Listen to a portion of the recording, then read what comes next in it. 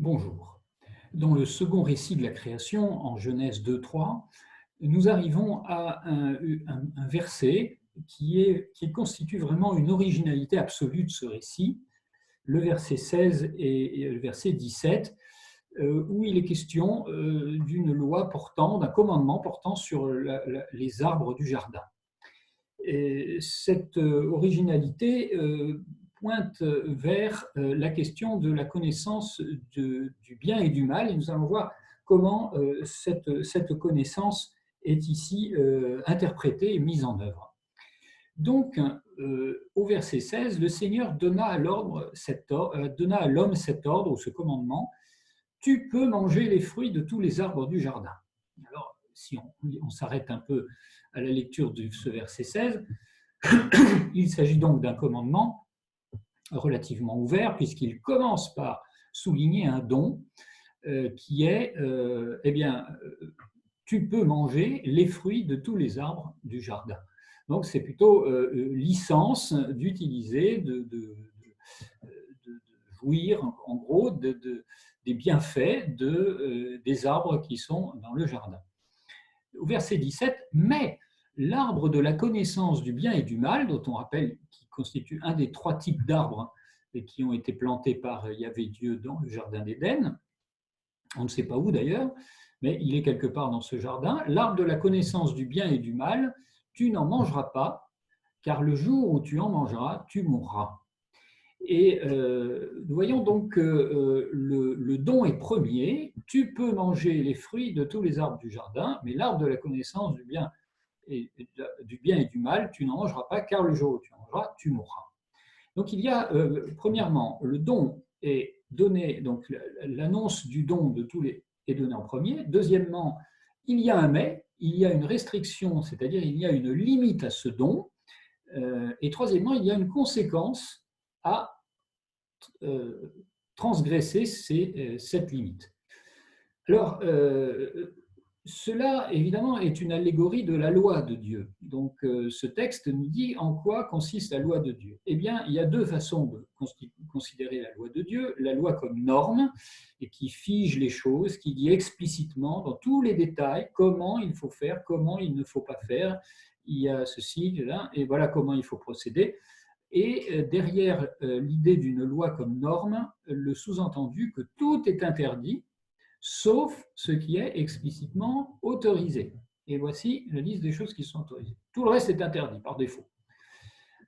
On a aussi, et c'est le cas ici, une autre manière de présenter la loi comme cadre, et non pas comme norme, mais comme cadre.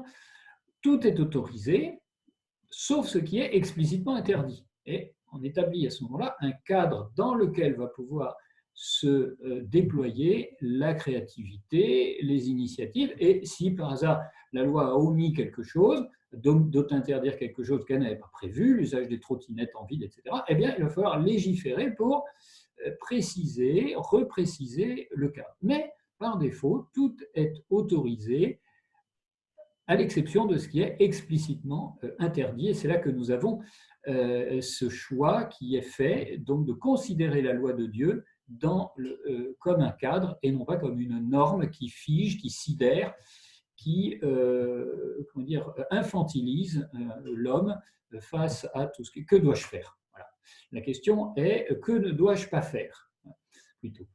Et la troisième partie de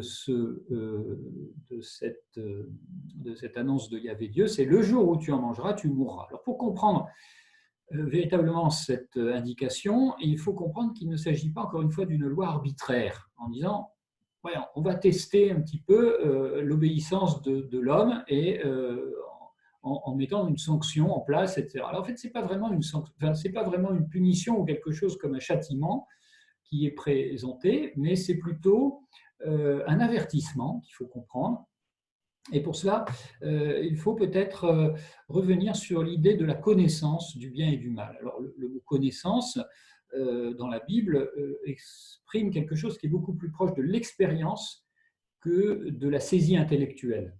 Par exemple, en Genèse, début chapitre 4, Adam connut sa femme. Donc, c'est l'expérience de l'union conjugale. ou bien au début du premier livre des rois, lorsque David, le roi David, dans sa vieillesse, a du mal à se réchauffer, on lui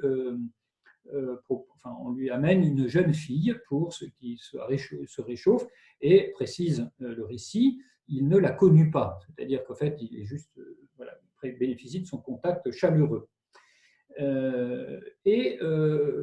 On peut penser qu'il en est un petit peu de même dans cette idée de la connaissance du bien et du mal. Il s'agirait moins d'un arbre qui donne la capacité de discerner ce qui est bien intellectuellement et de ce qui est mal, mais plutôt de confondre ou de faire l'expérience confuse entre le bien et le mal, c'est-à-dire de faire un peu tout et n'importe quoi. La connaissance du bien et du mal serait, alors c'est un peu la thèse de Martin Pochon dans son ouvrage Les promesses de l'Éden, il dit l'arbre de la connaissance du bien et du mal pourrait être en définitive l'arbre de la confusion dans l'expérience du bien et du mal. Donc l'interdit qui est donné ici par Yahvé indique ici une limite et non l'arbitraire de la loi. Finalement, le châtiment, ce qui apparaît comme un châtiment, serait en fait l'expression d'une conséquence, un avertissement sur une conséquence. Le jour où vous commencerez vous voudrez expérimenter confusément, indifféremment ce qui est bien et ce qui est mal, eh bien, ce sera le jour de votre mort. Voilà comment on doit comprendre tout d'abord cet interdit donc énoncé par Yahvé Dieu.